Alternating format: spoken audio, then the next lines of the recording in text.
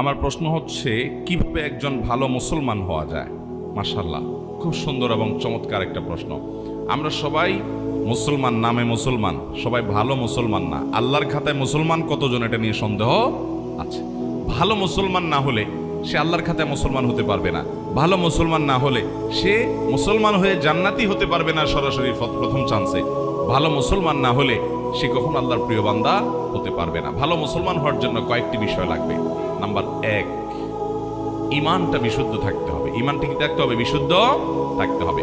আপনাদের এই এলাকাতে, চট্টগ্রামে বিশেষ করে, আমাদের অনেক মুসলমান ভাইরা আছেন, অনেক মুসলমান বোনরা আছেন, সন্তান হয় না।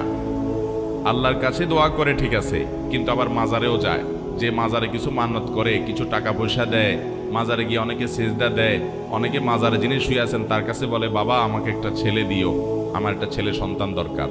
আছে না?